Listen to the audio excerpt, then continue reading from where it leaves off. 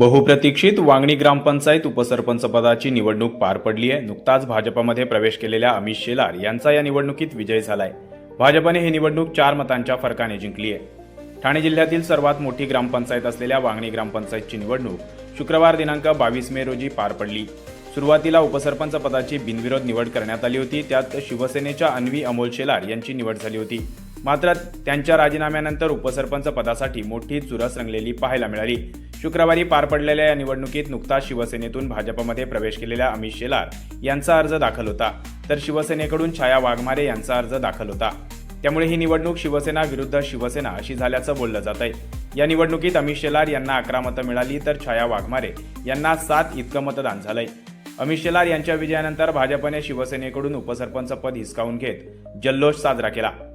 वांगणी ग्रामपंचायतच्या उपसरपंच पदाच्या निवडणुकीत भाजपने शिवसेनेच्या एका सदस्याला आपल्या गोटात घेत सत्ता समीकरण बदलल्याची चर्चा स्थानिक राजकारणात रंगली आहे। या राजकीय हालचालीमुळे भाजपला निर्णायक बहुमत मिळालं आणि उपसरपंच पदाची निवडणूक जिंकण्यात यश आलं।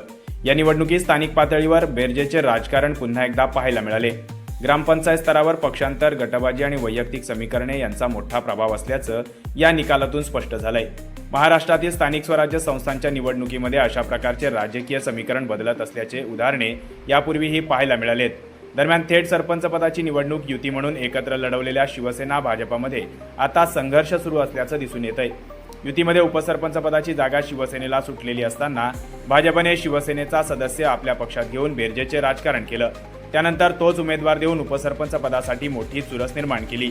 मात्र पक्षीय बलाबल पाहता भाजपने 4 मतांच्या फरकाने शिवसेनेला शह दिलाय। त्यामुळे आगामी काळात भाजप शिवसेना ग्रामपंचायत कारभारात एकत्र दिसणार की विरोधात उभे राहणार याबाबत तर्कवितर्क लढवले जात असताना होऊ घातलेल्या जिल्हा परिषद आणि पंचायत समिती निवडणुकीसाठी युती होणार की स्वतंत्र लढणार हे पाहणं औत्सुक्याचं ठरेल। अरुण बैकर, वृत्त मराठी, वांगणी।